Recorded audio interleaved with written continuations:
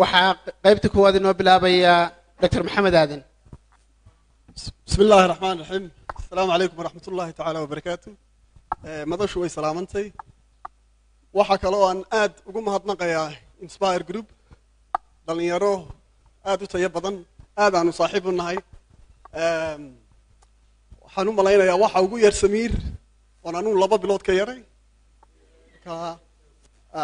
nin Adnaan la yiraahdo isna halkan fadhiyo liyaana ka yar runtii arrimahani arrimo aad loogu baahan yahay aad baan ugu mahadsanyihin waxaan isku yara hawlay bal hadaynaan yara fududeeyo arrimahan doonaya caawa inaan ka hadlo waxaan la yiraahdaa la xisaabtanka markaa ku salaysan cashuur qaadista wadanka iyo heerka ay marayso waxaan doonayaa inaan 4 meelood ka taabto baahida keentay in arrinkan wax laga ogaado kasoo halka aan si fiican looga arkayn research wuxuu ka kooban yahay waxyaalaha ugu muhiimsan ee ka soo baxay iyo talooyinkan ka soo saarnay hadda jeer waxa mudan marka wax la baarayo ama cilmi la adeegsanayo in wixii ay factual noqdaan oo waxa halka maanta aynu isugu sheegayna aanu noqon wax jeebka lagala soo baxeeda wax wada loo soo maray ay tay sababta baahidan keentay waxay ahayd in si fiican loo fahmo salna oo aruntii cashuurta marka laga hadlayo in la fahmo xiriirka ka dhaxeeya dawladda iyo muwaadinka iyo roolka ama qaybta ay ka ciyaarto cashuurta ariga dib baan ugu soo noqon doonaa in laftirkeeda la fahmo sababta keentay in cashuur qaadistu ay noqoto ay ka hooseyso halkii laga filanayay cashuur qaadistu laftirkeedu inay qayb weyn ay ka qaadato ama dawladdu ay u baahan tahay si ay arrimaha aasaasiga ah iyada ay xilka ka saaran sida amniga caafimaadka iyo waxbarashada si markaa taa loo xaqiijiyo dawladdu waxay u baahan tahay had iyo jeer inay wada tashi la yeelato muwaadiniinteeda taasi markaa waxa ay suuro gelinaysaa inay waxyaalaha ay iyagu ay tabanayaan inay markaa ay ogaato waxna uga qabato cashuurta iyadoo u isticmaalaysa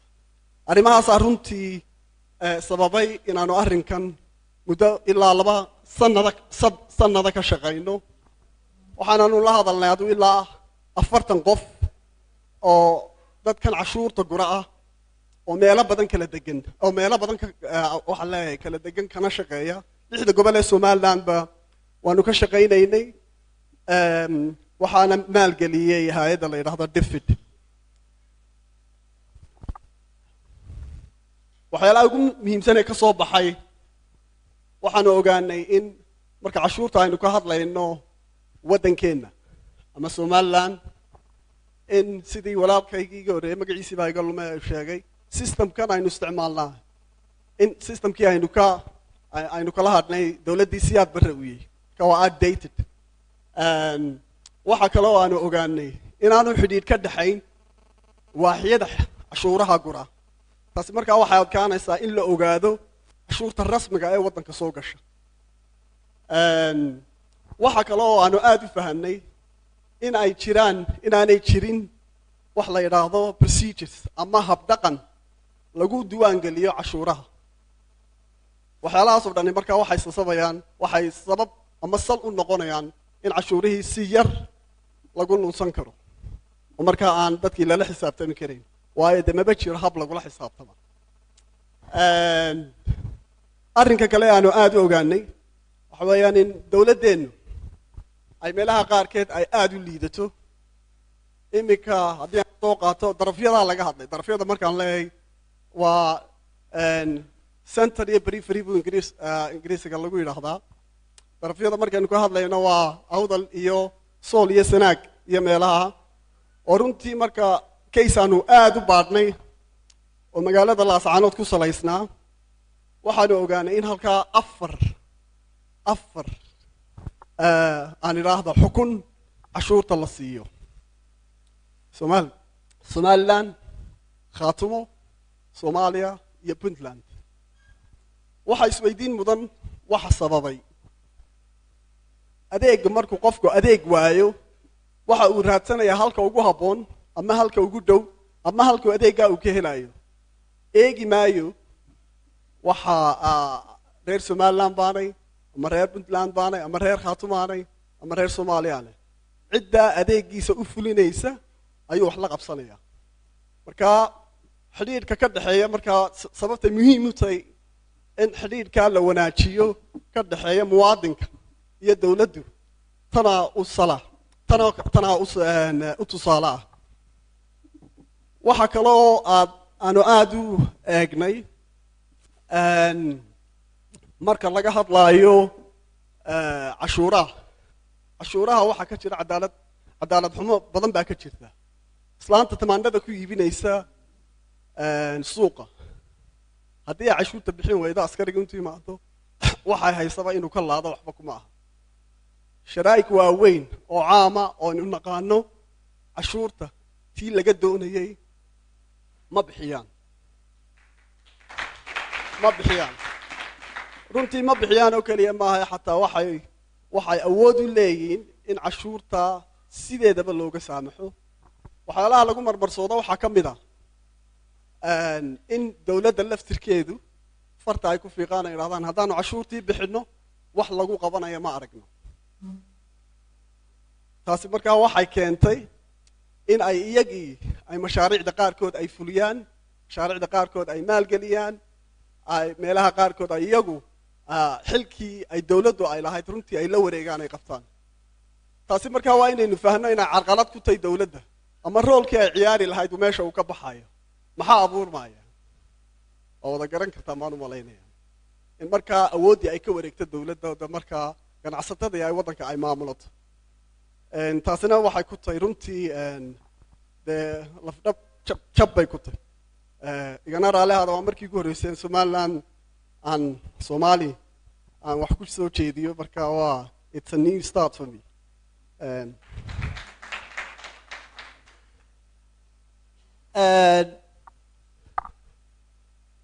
anoo markaa aada u tixgelinaya waktiga kooban aan haystay waxaan is idhi markaa sidee looga gudbi karaa arrimahan maanta waxaynu haysanaa waan arkayaa jaamaco maanta waxaa jira si fudud ayaynu cashuurahayna kusoo urursan karnaa ama maamulkan cusub ee soo socdaa fursad buu maanta haystaa uu arrinkan marka la eego technolojiyadan cusub uu kaga faa'iidaysan karo waxaan la idhaahdo VAT-ga ama import taxka waxa uu samayn karaa system baa loo samayn karaa markiiba qofka sidaa uu cashuurta u bixinaayo aan dukaankii qofkaasi wax ka iibsanaya cashuurtii aanay kuba dhicina toos account ay dawladdu leedahay ugu dhaco oo aan la iskuba soo noqnoqon taasi markaa waxay fududaynaysaa dawladdii inay hesho dakhli ay ummaddeedii ay wax ugu tarto ama caafimaad ha noqoto ama waddooyin ha noqoto waddooyinkiina waa wada aragteen baan u malaynayaa isla xisaabtankiina markaasuu ayuu suuro gelaya waayo wixii baa cad procedureski iyo transparent process ayay wada marayaan kaasi waa mid taasoo keliya maahae haddii la doonayo cashuurta iyo la xisaabtankaba in la xoojiyo waa in laga bilaabo iskuullada oo dadka la fahansiiyo qofkani xaq iyo xuquuqda ku leeyay dawladdiisa isagana xuquuqdiisa inuu hadda cashuurtiisa la baxo xuquuqda dawladda ku leeyahay inuu la xisaabtamo taa waa in la baro civic education wixii la odhan jiray in aada loo xoojiyo si markaasi taasina ay suuro gasho waa in la helo ama waxaa jira iminka reforms badan baa jira oo ma wada odhan karno dawladdu waxba may qaban dhaqdhaqaaq badan baa jira taasoo in la sii xoojiyo lasii wado iyada laftirkeedu waa mid mudan in la xusana way mudan tahay runtii si markaa loo xoojiyo xidhiirka ka dhexeeya dawladda iyo muwaadinka aaminaadna loo abuuro waa in loo sameeyo wixii la odhan jiray complaints procedure ama qofku marka uu wax tabanayo meel uu tago ma jirto iminka haddii maanta qof ay wax ku dhaco ama si xaqdarraa loola dhaqmo qof meeluu ku hagaago ama wixii ku dhacay qofkaasi meeluu ka dacwoodo ma leh marka xaqgud badan baa dadkaa ku jira hadduu xataa ay jirto inuu qofkaasi xuquuqdiisii uu helaa aad bay u adagtay runtii si aaminaadda laftirkeeda loo sii xoojiyo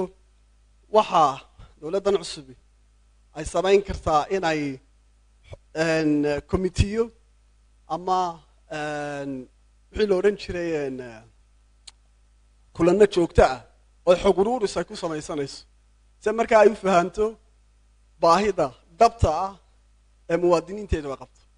waa haddii ay danaynayso oo marka islaanta yareen iminka ka hadlaynay ceeshkeeda uga soo saaraysa carruurteeda ee tamaandhada iibinaysa inaan lagu xaqgudbin baahideeda la ilaaliyo oo suuliya loo sameeyo si taa loo ogaado laftirkeedu waa in dee la ogaado lala hadlo intaasaan kusoo koobaya waana mahadsantihi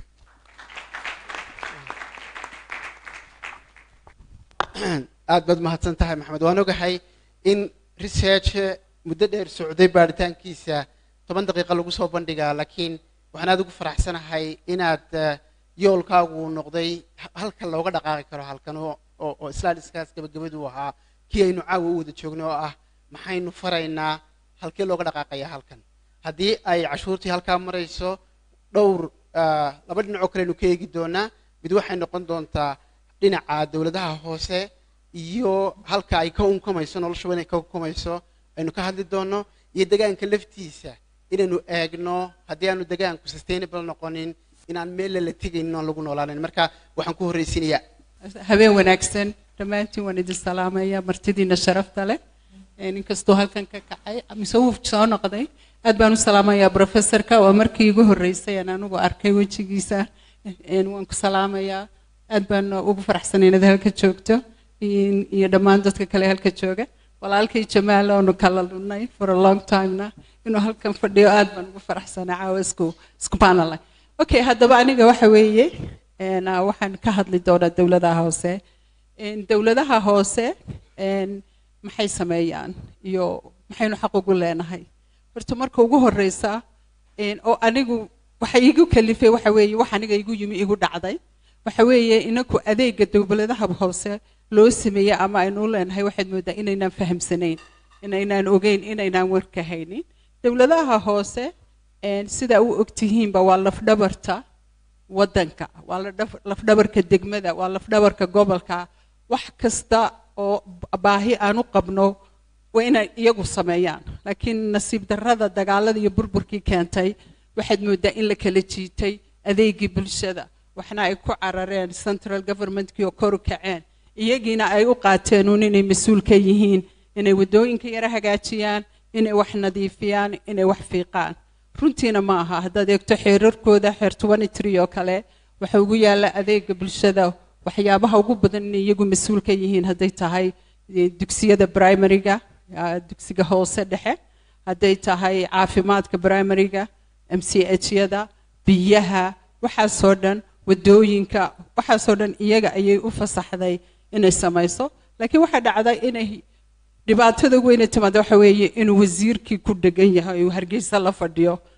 isaguna mas'uuliyadii degmadiisa ama Bawra ma haato ama Burco haato ama Hargeysa aad saaran tahay marka tii la arkay waxa la sameeyay 2009kii wax la yiraahdo sidee baynu maamul ugu daadajinaa ay dowladihii hoose u adeegi karaan bulshada ugu adeegi karaan waxyaabahay bulshada xaq ugu leeyahay because cashuurtu iminka ka hadlayay aad baan ugu mahadsanahay inuu civil education oo kala taabtay maxaynu xaq ugu leenahay maxay dowladda dhexe xaq ugu leenahay marka su'aasha timi waxa weeye dowladaha hoose aan kuba celiye ee boodhanaya wasiirkii tacliinta ama caafimaadku ma ka adeeg yihiin ma awoodi karaan ma bixin karaan salary-ga ma bixin karaan waashmaanada ilaa macallimiinta nursiga MCH-ka ka samayn kara ma bixin karaa waxyaabo saas la isweydiiyay marka waxa yimi program lagaga soo shaqeeyay wadamo badan oo sideenoo kale Soomaaliland burbur ku dhacay oo ay keeneen 5 hay'adood UN-ku oo la yiraahdo decentralization waa maamul daadejintii laakiin marka ugu horeysa waa in la soo kaba hadaa maqasho kelmadda la yiraahdo decentralization ama maamul daadejin horta waa qof xanuunsanay waa sick person oo la xanaanaynayo wax straight ma jiraan oo la samayn karo oo waqti u baahan laakiin u baahan marka waxa lagu tijaabiyay 5 degmo iminka laakiin 8 degmo oo Soomaaliland ayay ka socdaan 8 degmo sidii iminka laga hadlayay insha Allah waana fariimaha iyo recommendation kan waan ugu dari doonaa ku dari doono aynu u dirayno madaxweynaha cusub 8 degmo waxa ugu shisheeyay Burco wax ka sii shisheeya nasiib darro ma jirto laakiin insha Allah de waa la gaarsiin doonaa Sool iyo Sanaag degmooyinkaas oo in badan aad looga hadlay Laascaanood iyo Ceergaabo oo A grade in la keen markii taa la sameeyay waxa la sameeyay in la tababaro badan loo sameeyo in waxyaabo badan loo sameeyo in lacagayo la siiyo ay ku bartaan siday u sameyn lahaayeen wadooyinkoodii siday u sameyn lahaayeen haddii imika wada aragteeno iskuul u dumo ama ay daaqadi dunto ama MCH loo baahdo in lagu kordhiyo qol waxa weeye waa in wasaaradda codsi la keensan jiray wasaaradda loo oran jiray noo sameeyo laakiin imika waxa awood u leh oo loogu tababaray in la sameeyo ay sameyn karaan dawladaha hoose marka 3 wasaaradood wasaaradda tacliinta caafimaadka iyo wasaaradda biyaha oo iyaduna hal degmo daadajisay ayaa waxay iminka wax la yiraahdo pilot project oo rabaan inay ku dajiyaan oo ku taskareynayaan in wayna socotaa si fiican laakiin waxa jira marka dadka shaqaalaha degmooyada ka shaqeeya nasiib darro ma aha dad barmanta iyaga laftigoodu waa dad xuquuqdooda lunsan tahay marka waxaad arkaysaa unskilled people ama unskilled inay ku yar yihiin waayo markuu ninkii aanu xuquuq lahayn pension lahayn oo muddo ka shaqeeya xitaa hadduu dhinto waxa dhacda in la keeno oo dhaxal loo keeno ilmihiisa ama inantiisa ee halkiisa qaadato marka waxa weeye waxyaabo badan baa ku dhacay oo ah iyaga laftigooda de ku sameeyay dib u dhacyo badan oo caynkaas laakiin hadda imanka eego aanu sheekh iyo burcan aad uga shaqeeyay waxa weeye LDF-ka uu ka shaqeeya runtii markaad eegto anigu mar dhexdaasaan tagnay Barcelona oo wadamo sideenoo kale oo burbur ku dhacay oo decentralization-ka lagu eegay waxaad arkaysaa Soomaaliland ku ugu horeeyo waxyaabo badan inay tahay hadday tahay tiimka ka hadlaya badmaax oo laakiin aan maleynayna wali policy laga sameeyay ay ka mid tahay public partnership-ka PP-ga policy wali uma inaan sameeysan baan maleynay laakiin local economy development-ku ka shaqeeyay marka horto decentralization waxaan ka dhamaanayna ma aniga idinku yidhi waa 6% laakiin waxyaabo badan baa la achieve gareeyay waxa kale oo la achieve gareeyay sidii markuu ka sheekeynayay accountability-ga soo loo helo degmooyinka waxa ka shaqeeya waxa la yiraahdo aims and beams beamsku waa sida la rabo inuu BFM-ku Jamaal ka hadli doono insha Allah uu u shaqeeyo la arko degmadani maanta imisa u soo xorooday maxaa u soo xorooday dhaqaalaheedii oo adoo Hargeysa jooga ama Burco jooga ama Berbera jooga la eegi karo oo de halka la higsanaya loo socdaa waxa loo sameeyay procedure badan policy badan wax aad ay de iminka hanan kara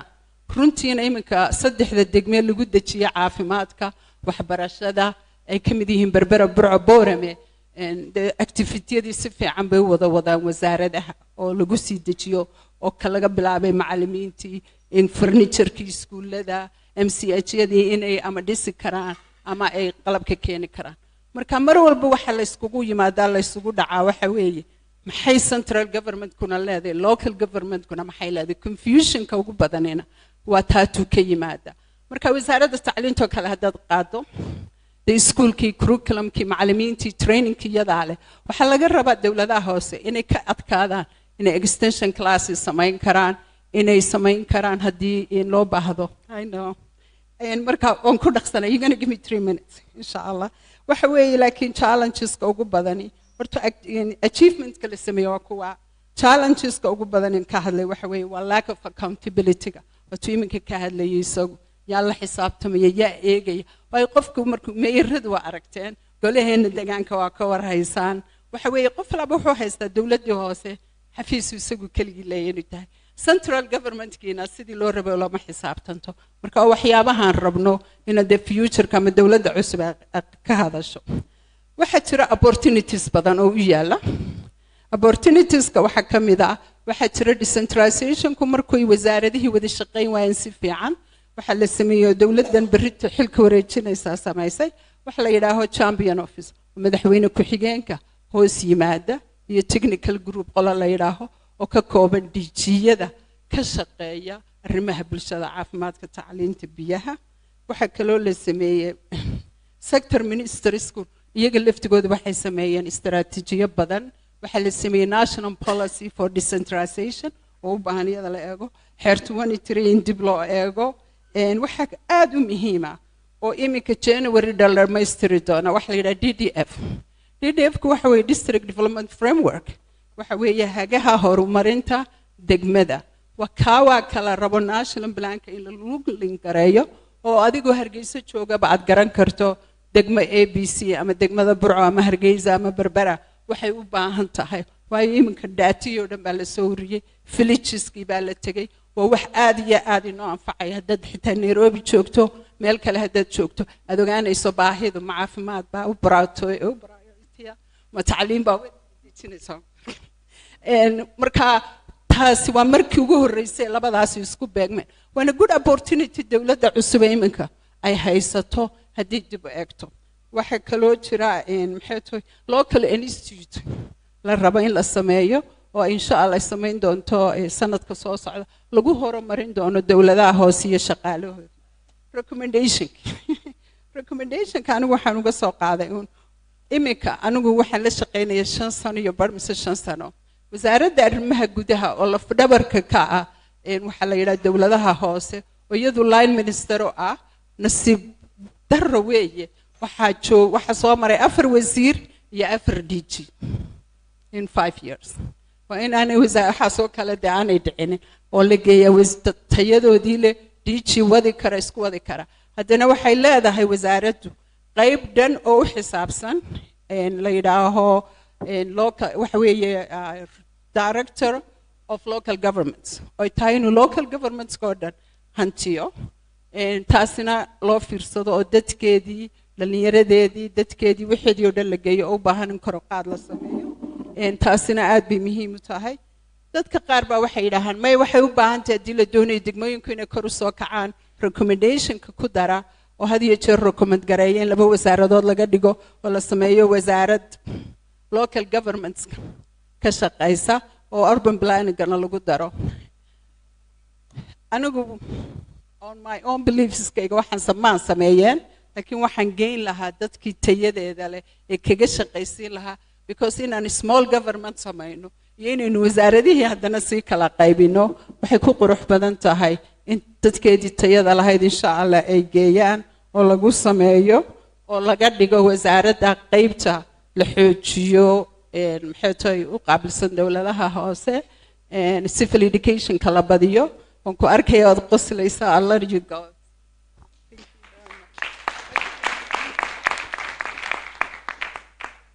بسم الله الرحمن الرحيم السلام عليكم ورحمة الله وبركاته أبين ونكسن دمانتين وأنا أيضا سلام يا مهندق بلارنا ونشيدين يا Inspire Group قضب كان كهذا يا عاوة وحويه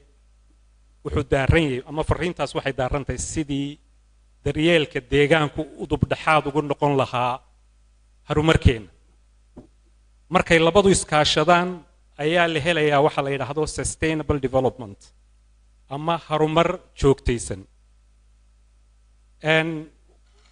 way dhaweyd xilligii aynu dhamaystiray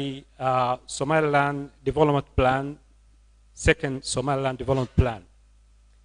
waxa markaas lagu saleeyay markii la sameeyay sida dawladaha adduunka oo dhan wada sameeyaan SDGs waxa la yiraahdo Sustainable Development Goals حقيقة إن أضرب دحاضي ونقطة ديجان كون نقطة مقرنيسا هرومركينا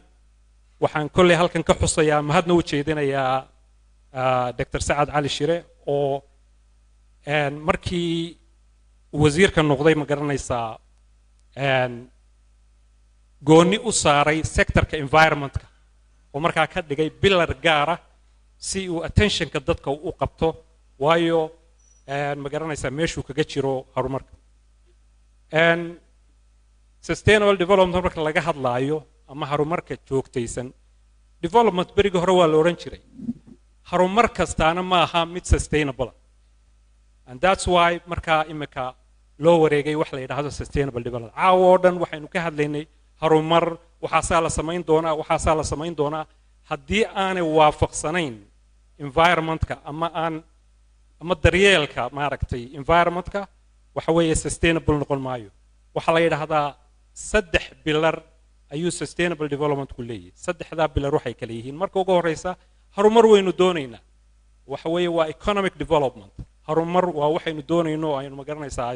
dalkeena ku horumarin karno talabaad waxa weeye environmental integrity waxa weeye deegaan dhowrsoon oo labadii la isku ilaaliyo weeye ta saddexaadna waxa weeye social equity oo ah marka waa cadaalad ijtimaaciya wax carabida lagu yiraahdo marka waxa kaloo lagu daraa imka bilar afraad baa hadda dhawaan lagu daray oo ah cultural pillar oo kii dhaqanka ah oo UNESCO iyo aad ugu doodayeen bariya dambe oo aad qudhiisu muhiima markaas waxa loo baahan yahay marka developmentka aynu sameynayno ama magaranaysa horumarka aynu doonayno inaynu ku salayno waxa la sameeyaa imka waxa saaxiibkeen badmaax wuxuu ka hadlayay investments a lot of investments buu ka hadlayay waxa weeye mashruucii haddaynu soo qaadano oo kale mashruucan 400 milyan ee dollar ee DP World waa mashruuc aad u ballaaran waynu u baahannahay horumarkaas laakiinse waxa isweydiin leh the environmental impact muxuu inagu joogaa in la isweydiiyo qudheeda environmental impact assessments ama in raadaynta saamaynta deegaan in la ogaada waa muhiim weeye intaan mashruuca la fulin oo waliba ma aha in ma garanaysaa xukuumadda iyo shirkadaasi ay wada keligooda ogaadaan waxa weeye hadduu technical report ku qoran yahay waa in loo jilciyaa bulshada oo markaa saxaafadda la geliyo oo dadku ay ma garanaysaa talaga geystaan tusaale ahaan imika waxa weeye imika inkastoo very positive uu yahay ma garanaysaa investment inaynu helno mashruucaas oo kale waxaan dhawaan ma garanaysaa berberaan ka baxay bulaxaar baan ku socday ilaa geeri meesha la yiraahdo waa 60 kilomitir waxa weeye dhulkii durba waxa weeye dadkii waxa weeye waayo land prospectors waxay filayaan inuu dhulkani uu qiimo yeelan doono waxa weeye waa la wada calaamadsaday xaggan ilaa xabaalatu maalad bay joogtaa sidee bay u saameynaysaa xoolo dhaqatadii sidee bay u saameynaysaa ma garanaysaa dadkii buurka ahaa marka environmental cost inaynu ogaanaa waa muhiim weeye ma ka hadlayo only DP World waxa weeye kii shidaalka iyo mashruuc kastoo aynu qabanayno oo major ah waxa weeye waa in la mariyaa environmental impact assessment oo marka danta laga eego dadka teeda kale waxa weeye marka laga hadlayo social equity ama inuu ma garanaysaa midlan sustainable development kaasi ama horumarka joogtaysan uu noqdo mid dadka ma garanaysaa jilicsan u danaynaya oo marka uu noqdo probuur oo dadka ma garanaysaa buurka waa siyaasadaha marka cali faysal way nala jooga halkan social issues ka uu ka hadlo ama xisbigiisa waa arrimuhu ka hadlo weeye marka arrimahaas waa muhiim weeye maadaama nolosheenu ay ku dhisnayd xoolo dhaqatinimo noloshaasina ay hadda sii jeedo maxaa yeelay arrimo badan oo isbiirsanaya isbeddelkii cimilada xaalufkii arrimo badan waynu u baahannahay in la kala duduwo dakhliga oo markaa waxa diversification oo baddi ay furanto warshadii furmaan miningku furmo laakiinse maaha taasi inaga duwi mayso in ma garanaysaa aynu ka tagno environmentka wixii gaadhayay qodobka kale aan ka hadlaya waxa weeye wax walba inaynu idhaanaha dowladdu ha qabato maaha environment is a social responsibility macnihii waxa weeye bulshada qudheedu waxa weeye attitude-keenu inu bedelo ayaynu environmentka wax badan kaga bedeli karnaa marka aynu guntiga diisha iskaga dhigno aynu markaa aynu ma garanaysaa ka qayb qaadano wax kastoo ma garanaysaa environmentka saxaya ama toosinaya aynu isku dayno dhinaca culture-ka aan leeyahay waa lagu soo daray ma garanaysaa xagga sustainable developmentka waxaynu leenahay aahaar aad u qiimo badan oo hadda beriyo dhaweed la daafuray ilaa sanadkii 2000 iyo dhaqankeennii waa qayb ka mida waxa weeye horumarka joogtaysan weeye marka iyada qudheeda waxa weeye inaynu ilaalino weeye sidee bay u saameynayaan imka mashaariicda imka marka laga hadlaayo maalan mashruuca berbera corridor-ka oo kale waxba laga yaabaa inaanu jidkanba aanu marin who knows yaa og ma garanaysaa in la marin doono meelo aahaari ku jirto marka mashruuc kasta waan ku celinayaa waxa weeye ha loo digtoonaado ma garanaysa in la sameeyo environmental impact waa maasantii axmed aad iyo aad baad u mahadsan tahay inaad waktigana i xeerisay waayo waa la daalan yahay waxaan ku faraxsanahay faysal cali xuseen inoo soo galay oo inala joogo isaguna waxa aynu kusoo gabagabeynaynaa qaybtan jamaal cali xuseen oo ay garbihiisa fuulayaan wax allaaliyo wixii caawa halkaa laga hadlayay balina waxaanu caqabadaa inoo hortaagan iyo fursadaha yaalla gaar ahaan markay noqoto xagga dhaqaalaha iyo horumarka inuu nagala hadlo jamaal بسم الله الرحمن الرحيم إلهي باب مهدله مركه هوري مركه لباد مدن علي خليف قليد أينا هلكن كسلامية يو مرت الشرفته هلكن isugu timid haddii aan ka hadlo 10 daqiiqad siiso horta de economic challenges ka ama iyo opportunities ka jira ama fursadaha dhaqaale iyo caqabadaha dhaqaale dalka ka jira haddii la israaca oo sharaxa runtii waqti badan bay u baahantay marka xumban ka taabanaya ay runtii de wax aan anigu kaligay 10 daqiiqo ku soo koobi karaya maaha horta oo ducaynaa madaxweynaha de la dhaarin doono Britole insha Allah caqabadaha hor yaala oo qaar aad u ballaaran weeyaan dal wuxuu qabsanayaa haddii Ilaahay yiraahdo shaqo la'aantu ay tahay 80% ilaa 90 dadkeeda ilaa 5,000 oo dhalinyaro sanad walba ay jaamacadaha ka qalin jabiyaan shaqo la'aan ay jirto economic engine ama dhaqaale machine dhaqaale oo jira oo shaqo u abuuraya aanu jirin sicir barar oo cirka marayo cashuurintu ay aad u yar tahay Somaliland shilinkii uu maartay devalue ama uu 30-40% uu aad u dumay wax bajada oo dawladda lagu taageeraa aanu jirin oo caalamka ay ka heshaa aanu jirin gobolladii bariga oo 2% oo barigii madaxweynihii cigaal Allah u naxariistay uu bilaabay in lagu horumariyo 2% oo ilaa 7 milyan oo dollar sanadkii noqonaysa aan lagu horumarin oo lacagtaas meel ay tagtay aan la garanayn ilaa sanadihiina soo dhaafay oo dhan musuqmaasuqu runtii uu xad beelay waxa la yiraahdo audit ama wax dee la isku sameeyo oo ama la baaro baaristaan la isku sameeyana aanu dalka sinaba uga jirin marka waxa weeyaan dhaqaaluhuna waxa weeyaan waa laf dhabarta dal marka la dhisayo haddii madaxweynuhu dal aanu dhaqaalihiisu aanu dhisnayn ama caqabadaha dhaqaale aanu dhisin dalkaasi dal ma noqdo marka horta xaaladda uu madaxweynuhu de loo dhaarinayo waa xaalad noocaas oo kale taa oo inay la fahanno weeyaan madaxweynayaashii hore de waxay qabteen waxbay qabteen walba waxbuu ku dareeyay madaxweyne Silaayo qudhiis uu dadaalay wax badan buu sameeyay xagga developmentka laftirkeeda laakiin madaxweynuhu waa shakhsi society buu ka tirsayay wasiiruu leeyahay marka runtii horta madaxweyne Silaayana waa u ducaynayaa oo waa nin qiimo leh weeyaan oo qarankan u soo shaqeeyay madaxweynayaashii ka horeeyana sidaas oo kale ay sameeyay marka haddaan ka hadlo fursado badan ba hadaba yaala oo madaxweynuhu uu sameyn karay dal marka la maamulayo xagga dhaqaalaha laba policy ba caalamka lagu maamula mid la yiraahdo monetary policy ama siyaasadda xagga lacagta iyo fiscal policy ama waxa la yiraahdo siyaasadda xagga canshuurinta oo inta badan oo maxay ahaydey maxamedna ka hadlay maanta waxa weeyaan marka madaxweynuhu labada fursadood ayuu shaqeyn karayaan oo kaga shaqeysiin karay central bank ama bankiga dhexe waxa weeyaan injiinka staara dhaqaalaha dalkeenana bankigii dhexe wuxuu noqday meel yaro treasury oo lacagta la dhigto oo aan dhaqaalihii dalka maamulin oo lacagtii Somaliland aan sideedu uga shaqeysiin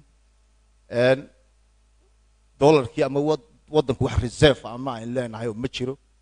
oo dadka caalamku dadku reserve ay leeyihiin marka abaara ku dhacaan ama marka dhibaatooyin dhaqaale ay ku dhacaan ayuu de maamulaan financial institutions ama baankuna ama marka aad eegtid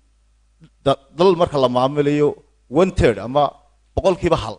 boqolkiiba 30% ama boqolkiiba 30 ayay financial institutionsku maamulaan haddii markaa financial institutionski ama bangiyadii iyo dee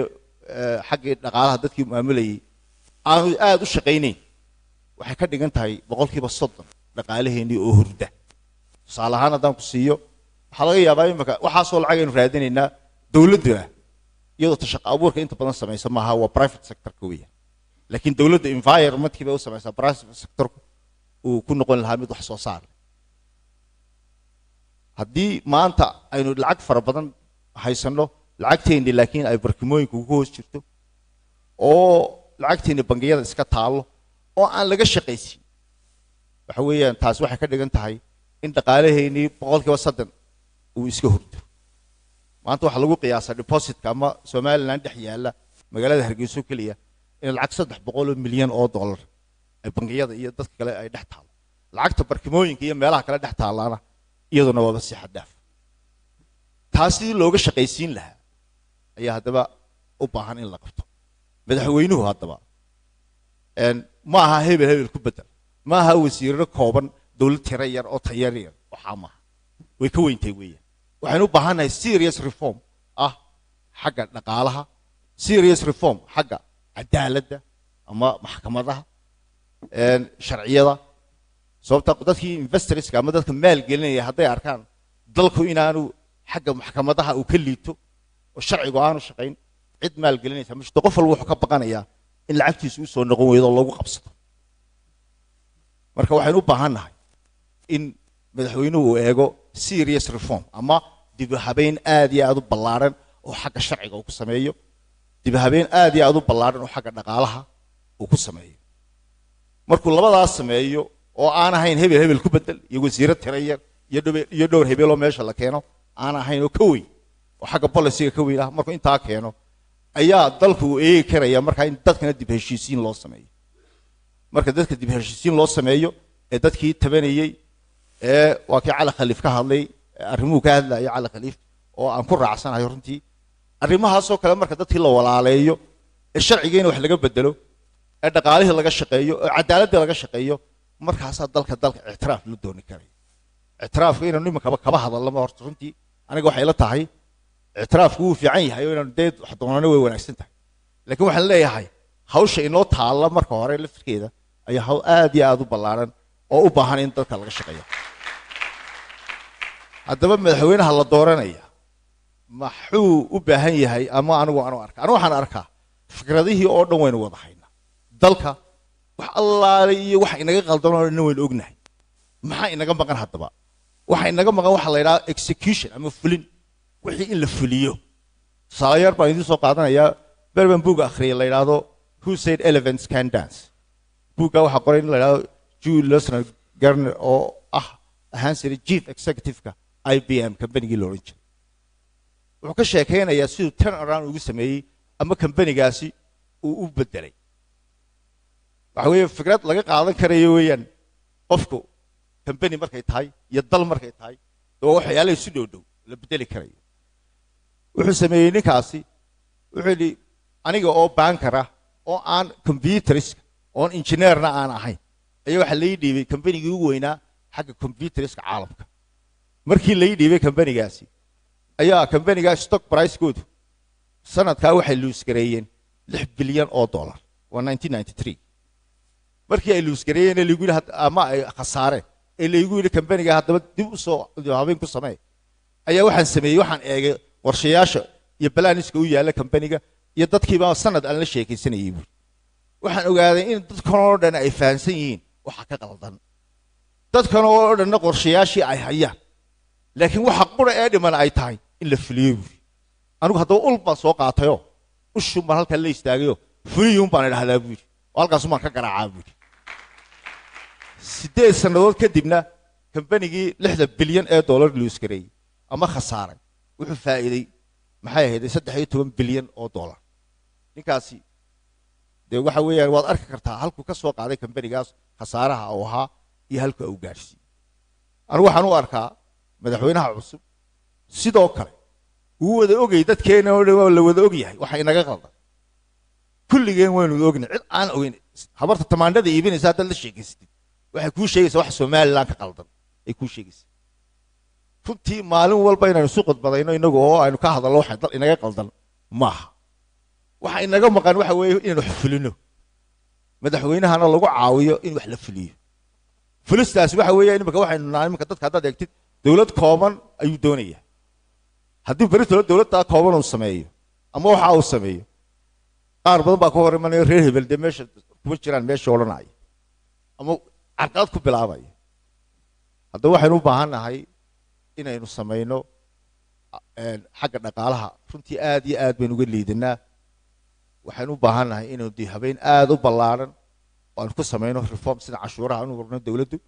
dowladdu xagga financial institutions ama xagga baananka aad looga shaqeeyo sicir bararka la eego dadka noloshoodii ay dhibaatada hayso sababta intii yara shaqada haysateena wixii ay heleen u geyn maayo waxba dadka intooda badnaydna waaba shaqo laayiin dee dal ku dhismaya in qurbaha laynooga soo diro adeer ma noqonayso sababtaa dadka qurbaha jooga way isbedelayaan oo caruurtii generations cusub baa bilaabmaya oo ku dhashay qurbaha oon xidhiir badan lahayn somaliland lacagna aan soo dirayn sideeba haddaba looga baxayaa sidaan dhaqaala burburkan imika aynu ku jirno ama sida aynu nahay dadkeennana ay wax soo saar u samayn lahayn inaynu ka faa'iidayno waxyaalahan maxay ahayd kalluunka beeraha waxyaalahan in dadka laga shaqaysiiyo ayaa u baahan madaxweynena carqalada haysata ee ugu waaweynay ee taska hor yaalla waxa weeyaan sidii somaliland shilinka dib loogu soo habeen lahaa sicir bararka dib loogu samayn lahaa imika dadka badankooda ma oga miyaa ka warhaysaan in sanad walba lacag ku dhow 45 milyan oo dollar oo lacag cusub la soo daabacanayo haddana imika dib u eegtay imika last 5 years lacag ka badan 200 milyan oo dollar oo lacag la soo daabacday ayaa suuqa lagu soo daayay taas waxay keentay inuu Somaliland shilinkii uu dhulka u galo adduunkana la iskama daabacdo lacag waa qalad weeyaan waa serious crime weeyaan marka waxaas kale la sameeyo waxaana lacagta la daabacdo waxay ka dhigan tahay iyadoo lacagtii la haday oo la qaatay ay ka dhigan tahay sababta dhaqaalaha dalka ayuu bay burburinaysaa qofkii lacagta Somaliland shilin hayay ay dhulka gelinaysaa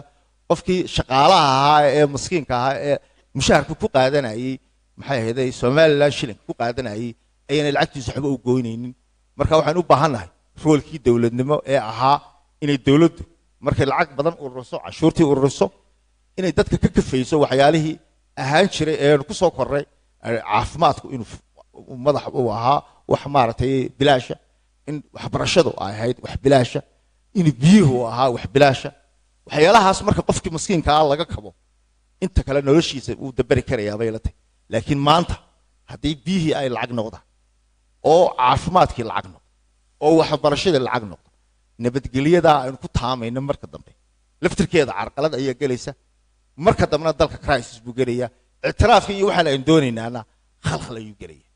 marka waxaan leeyahay dhaqaaluhu waa injiinkii halkii ugu wanaysanayd waana halka ugu muhiimsan ee uu madaxweynuhu u baahan yahay inuu halka culayskaas wassalaamu calaykum waraxmatullaahi wabarakaatu aad baad umahadsan tahay jamaal waxaynu habsanahay 15 daqiiqo xilligii aynu ku talagalnay ballankeenu ahaa waxaa inoo hadhay qaybtan waxaan ku adkaysanayaa 2 su'aalood oo keliya in aynu siino den dabadeedna aynu xudeydino duceeyo waan ku faraxsan inaad nala joogto dabadeedna inaynu soo xidhano gacanta ugu horeysa yaasiin baa halka ka taagay iyo inanta halka taagay ugu yaraan labada qaybood bidixda iyo midigta iyo inan inaad idiin soo kala saara bay ahayd si fiican uma arkay oo kiyaalihi baa iga maqan adeer oo adiga su'aal toosa بسم الله الرحمن الرحيم سؤال شيء واحد كوي كانت جمال علي حسين جمال واحد تري سنتر بانك انجينج اوف ايكونومي هول بدنا ويتهلا ان بد بين ودوغنا runtii boqolka cisho ugu horeeya maxaynu center bank ka qaban karnaa سؤال شيء وتاس السلام عليكم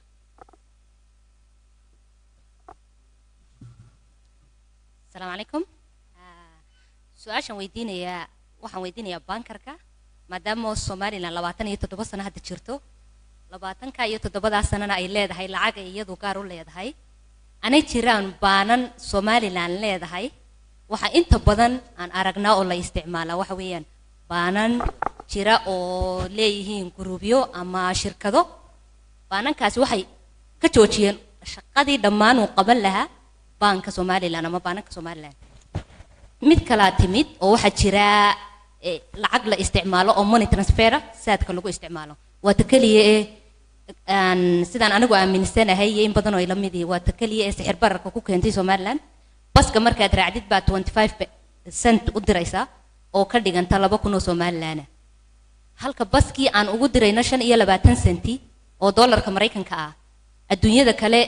ee inaga sareysa ama ina la midkii waxay dollar isticmaalaan meel kasta oo shilin ku iibsanayso shilinka wadanka inaad bedesho exchange ku samaysaa waa must cidina kaama iibinaysa hada dollar sidata maahe hada Somaliland sidato inaga dukaankii iyo baskii wasaaradaha laftirkoodii ayaa isticmaala lacagtii dollarka sidee baan lacagteena ku horumarin karnaa sidee baan bankeena ku horumarin karnaa inagii baa isku joogsanaynaa inagii baa dhaqaalaheeni inuu kordho diidayna sidee baan lacagta dollarka ah u xakameyn karnaa oo lacagteena u horumarin karnaa aad iyo aad baa mahadsantiin jawaabihii oo dhan Jamaal bay sugayaan please be short labadiinu بسم الله الرحمن الرحيم سؤال شهرة أحد سنترال بانك محل لقى قبل كنا بقول كعشة مدحونه وقفته أنا وحنا أركاون سنترال بانك إن ده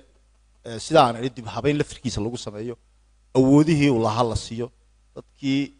مركز سنترال بانك اللي قش قيسيو أو نقطة سنترال بانك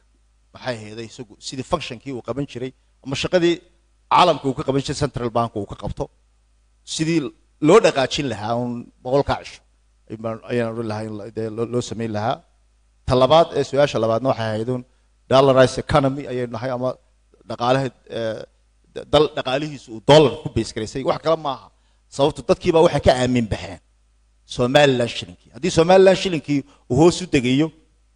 oo aan central bank maamulaana aanu jirin dadkii way ka aamin baxayaan oo yaanu ku hooyen bay oranayaan dadkii laakiin haddii maxay ahaydey saadka laftirkiisa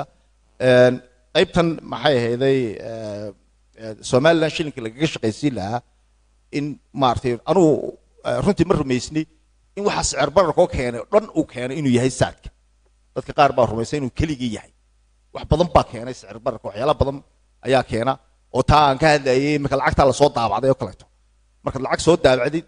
45 milyan oo dollar u dhiganta oo Somaliland suuq ku soo diisay الدولار كي عليه كقاعد waxay dhulka gelaysaa la socota Soomaaliya shilin waxa weeye lacag fara badan oo money supply ama lacagtan wareegta haday fara badan tahay waxa weeye central bank wuxuu sameyn jiray markuu kolba eegayo lacagna uu ku sii deyn jiray lacagna uu ka soo qaadi jiray marka wasaaradda maaliyadda iyo central bank waa laba isku xiran way aad u wada shaqeeyay in xiriir gaar ah uu ka shaqeeyo wada shaqeeyana waa muhiim weeye oo kolba la ogaado canshuuraha laftirkooda haday dawladda dollar ku urursanayso haday Somaliland shilin ku urursanayso in policy laga yeesho gaar ah weeyaan laakiin shilinkeena inagu qiime inaynu qaali ka dhignana maaha inaynu maxay ahaydey aynu lowna ka dhigna maaha waa in level aynu doonayno oo dadku ay maartay mustarax ku yihiin loo sameeyo dhaqaalaha dalkana u noqonayo wax laakiin haddii maalin walba uu sii dego dadku ka aamin baxaya bariga hore stable buu ahaa central banki hore ee Somaliland ka shaqeyn jiray waxaan garanayaa 1997 maraan Indonesia ka shaqeynayay oo halkan imid oo aan ka imid Asian crisis seminar baan u bixiyay central bank Somaliland barigaas madaxweyne Siraayo ayaa ahaa wasiirka maaliyadda igana codsaday inaan simbiraas iyo central bank oo aan ku tababaro xagga ilsiyada iyo kashka soo ururinayaan waxyaalaha ay sameynayaan marka seminar 3 cisho ayaan sameeyay laakiin waxaan u baahanahay central bank inuu noo shaqeeyo oo noqdo mid injiinka ka shaqaysiin karayo oo policy la yeesho dawladuna maartay ay mar walba lacagta dollarka iyadu haysato central bank uu yaalo oo central bank uu kolba dhaqaalaha kolba ku maamulo marna dollarka ku sii daayo marna Somaliland ku sii daayo wassalaamu calaykum kalmad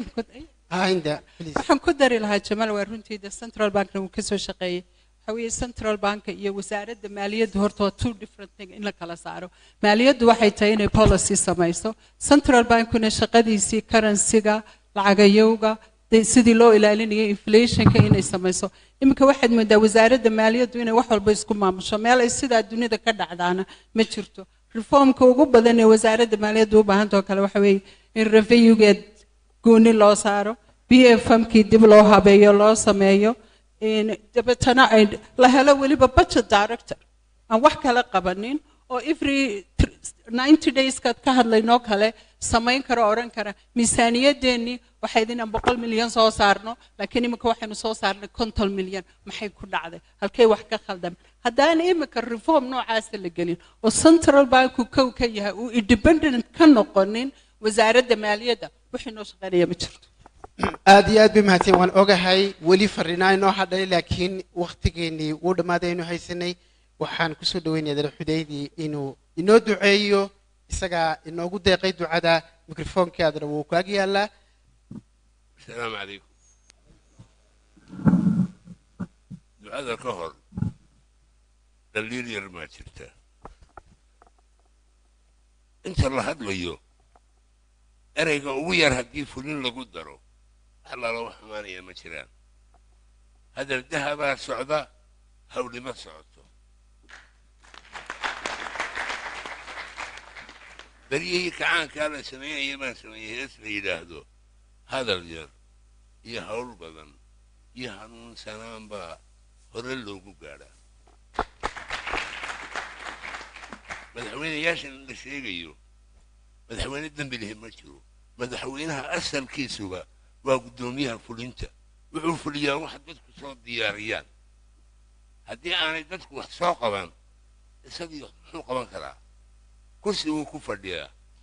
nin baa walaalkii shaqada laga saarayaa lugsuu dowladda shiidaya qofku waa inuu ogaado inuu isagu dowladdii yahay oo aan qof kale jirin qof waliba goonni ahaan waa inuu ogaado inuu yahay isagu dowladda lafteedii ولا وزير ولا وحده وزير بقى سيشبهد بالصناعية ودنا ما هو عدو ودنا إن ماذا هو from A to Z كان يرى مسكين كا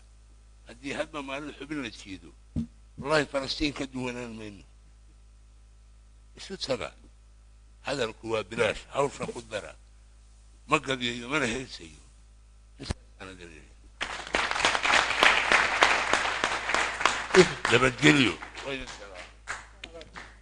aad iyo aad baad u mahadsan tahay duca ka qaalisani ma jirto in ilaahayna garansiiyo intaa tidhi marka in ilaahayna garansiiyana ku dareena ducada waxaan idinka codsanayaa beneliisku inay soo dhawaadaan ila soo dhaweeya mar labaad ila mahadnaqa aad baa mahadsantihiin guddoomiye faysal بسم الله الرحمن الرحيم الحمد لله رب العالمين والصلاة على سيدنا محمد صلى الله عليه وسلم إلهي ما هالله waxaan ka xumaynaa inta ka soo dahayo qoladii European Unionka iyo safiiradii baan isku raagnay markaa waan halkaas aan ku habsaamay horta marka hore waxaan aad iyo aad u taageerayaa dhalinyartan inoo inspire group la baxday oo in fact waxayna hore u arki jiray noo keentay marka laga bilaabo doodii ay qabteen iyo tan caawa inoo qabteenba waxaan arkaa inaan idilo fiican bay geliso waa inaan dhulkaas rag baa ku nool iyo dad dumar baa ku nool ayay taasi ina tusisaa diaspora ka yimi oo noo soo shaqo doontay moojaane mabaanu arki jirin magaranaysaa qof wax keenay cusub marka waxaan ku boorinayaa uun inay aanay dhaqso u dhimane ay socdaan haddii dadkeenu waxbay bilaabaanoo wadistoodu kuma badna waxaan idka codsanayaa inaynu arrintaa bilowdeen sii wadaan somaliland halkana saaxiibkay cali waan soo dhaweynaynaa I hope inuu isna siiyey lecture fiican waa encyclopedia marka waa laga faa'iidaystaa wax badan oo aanba intaan shaqayn aan ka faa'iidaystay wuxuu dadka dheer yahay qof kastaba hooyadii aabihii u yaqaanaa qof kastaba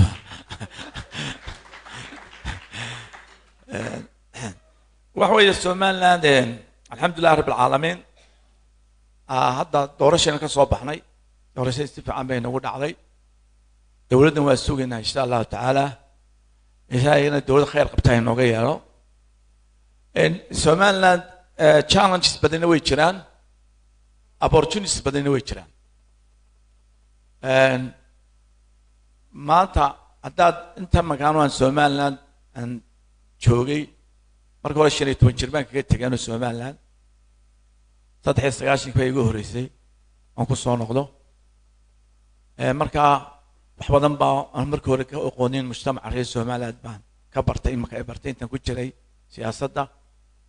waxa weeye somaliland qaladkii 1960 ee gashay ayay weli wadaa waxa weeye somaliland dadkeedu waxa ugu daran haysta waxa weeye waa dhaqankooda dhaqanka somaliland wuxuu badan yahay inuu yahay individual society oo taas waxay ka keenaysaa umanaya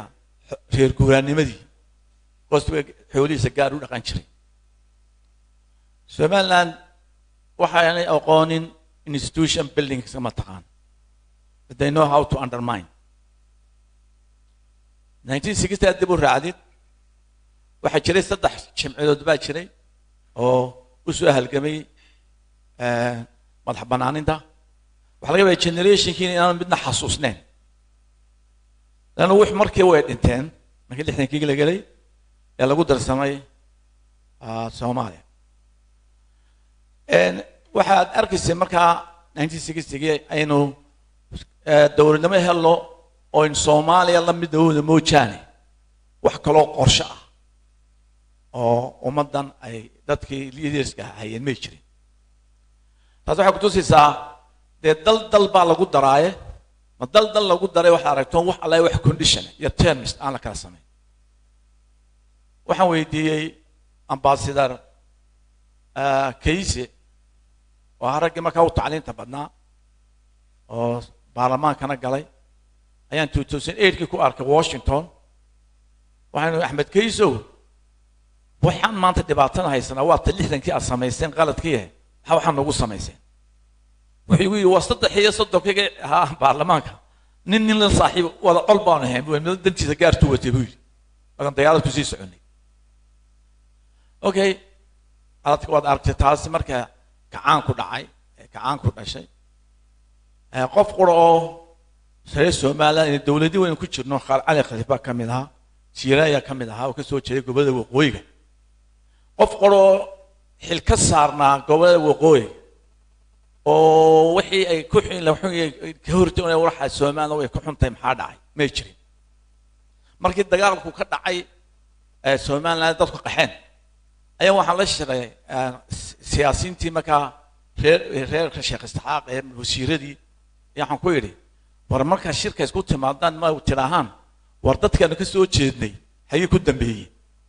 oo markii ka wada baxdaan meesha waxay yiraahdeen bal ma horta marka hore Soomaaliman ku eegnaayo Cabdiqaasim bay yiraahdeen Cabdiqaasim oo shirka damba ka hadla dadkii waqooyi xagu jiray yani markaas waxay ka xishoonayeen in dadka ka wakiilka ahaayeen responsibility ka saarneed ay sameeyeen okay SN bala abuuray SN marka waxa abuuray saragii ugu fiicnaa Soomaaliya استراكيشي سومالي وفعلت يا رجع أبورة كملها وحكوا جري أنت هذا كلام متعلما وجراتويس بكوا جري عندنا واحد كل جول دراسة إن part in our Somalian institution إنه ما كي ودك يمادين دكسان ويدي 92 واحد محاقل دمي وحيد وحقل دمي ضل كمركل يمي أنت عم على فريسة ما ودك باباي لأنه واحد institution شبهت بوحسة فاكم كي دولتي كبح باور فاكم كي بيان سمايسمين واتي يدو ناس كبح بالي شبهت انت ودن قبسطو لقى فرفور كروايو ولا ارك جري لكن بدنا تمي قبسطو ودي كروي ده وتاريخ دي جلساس اسنمتو اوكي دولتو انو سمايسن هدانو عقال انو ايمان عقال هدانو ايمان انت المانت هيسن انت ما ينو هيسن ستوربان سمايسن العق وح الله وحي الدولة وبهنيت بينو سمي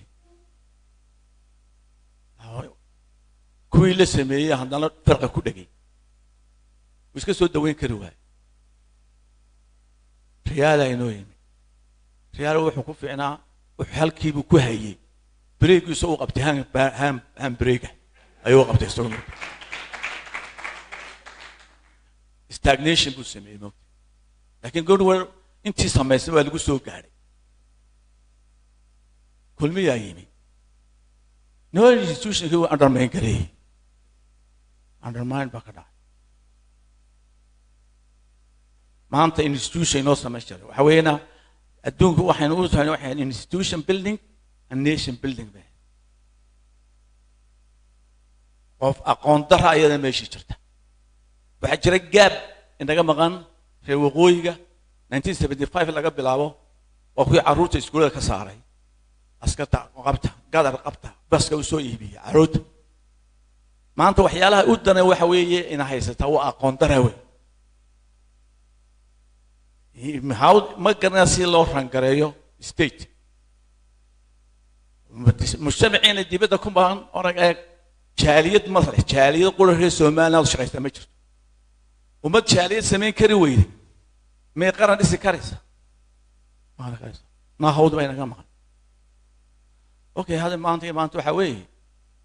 maanta dee waynu tacliina waa haysanaa intaasoo qof oo ragga fadhiya banaska hawdha oo mutacalimiin laakiin waxa weeye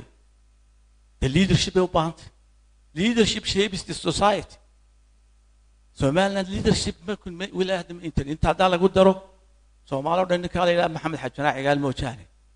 waxaanu saynin standard le international leadership ma lihi and we have not on the pipeline ka kuma soo arko the pipeline ka soo waxa weeye waxaan kale inaan dhaafno kale waxa weeye reer Soomaaliland mujtamacoodu waxa weeye looga ma yaqaanaan sharci in la isticmaalo ma qaan hadaan ummadana sharci ku socono sharci la isticmaalin yaa wax ma soconaya maanta opportunity haysanaa doorashada ay markaan ka soo baxnay international community way noo soo jeedisay waxa weeye in dawladda maanta la dhisay ay noqoto dawlad capacity leh oo qof kasta kaab meeshiisa ku wanaagsan yahay yalo baahay in sharci la soo celiyo sharci uu ka baxay Soomaaliya marka nobody is accountable to anybody qof la xisaabtama ma jiro wuxuu doono sameeynaya Soomaaliland cid maanta shacbigeena ka wakiil ma jirto oo noloshooda waxa ku nool yihiin ma jirto waa dabdamis maalmo meel bay ka qarxisa ما هي واحد لين سياسة قال ما له ما يقولون سياسة ولا اللي متشرته سياسة تعليم متشرته تعاف ما متشرته تو إنفايمر متشرته تو قاقوس متشرته فكل يا أبي ما كان استراتيجية ما هي بوليسي ما هي وحكوا ريستورت ما كان استراتيجية بوليسي لا سماية قرش لا سماية قرش لا إنبلا متكلم كرياتيفيتي وملين دكينو شو كهرانيهم بينهم ده واحد أبوري ومن هنشر حلو بهاي إنه دولة المانتو السمية decentralization السمية ولا دادتشيو معمولك إلى طول الجارسيو إن السمية inclusiveness social inclusiveness السمية إن الدميو وده هذا الذي مكان ساكي خاتمه كويل الجارة بارجا سناك لكالو بو هذا لكالو هذا إنه دلت كأنه نوم بديسين أوري مكان ما هو كلا السمية يارك كود دميو حويه سومالنا تصدق حوالك قديم ما آخر لان ما آخر ستيت خاتم ستيت يسومالنا بلي ما أوجد خارج تدينه ما وحمه حويه أنت نقول اسكم مقنا هي نقول نقول مقيه سوني شنادتك وكسوب حياة حواليه بعد ما هذا حواليه نقول شوقني هذا حوله لما هذا تولي نوصل قوريه حوله يكون على رميجي لا إرجعوا ما تستحر جسال سكودين ولا فدي decentralization لسه يا ولا جاب معارض محافظ حالة معارض محافظ حومي يا لامبي هاي لك محافظ ولا سمعت ترى ولا يشاء أنا وحيني ولا دورنا بدك إنه very potential resource natural resource حوالي مالنا بدي بينهم كقتنا شبوتو يوديو يرطهم اللي بالشكاية بدينا تنمين دارس شبوت عربتنا اسكت يا منطقة وين دايفرسن في الكون مسمينا بيديني سمينا cuntadeena isku filnaan imaka waxaan ka warwaraa hadday kuuriya isku dhuftaan maraykanku maxaa cuni doontaa innagaba is cuni doona imaka xoolo way naga dhammaadeen wallahi waxaan ka warwaraasaan ka warwaraa xoolihii cunta way naga dhammaadeen xaaraamo cuna berig la shiijoo dhacaya dee waa inaynu ku tashanaa inaynu qaran noqono maaha inaynu maalin kasta hebel la maslaxo waa inuu sharcigu shaqeeya maanta adduunku inoo soo jeedaa waxaan ka jeclaa adduunka inoo soo jeeda ee maanta yurubiyanka haddaan la hadlayey waanu sheegnay waxaan wadi kari mayne anigu halkii u sariisaan gaadhnay adduunka haddaanu la macaamilin ma noolaan karino infrastructure noo dhisa baanino oo dhaqaale keena baanino caawiya yaan Soomaaliya waan og inay hagaagto laakiin not at the expense of Somaliland waa inaynu markaa gudayna hagaajina dee waa himilo fiican baa jirtee xaajigan la doortay waxaan leenahay naga gaagixin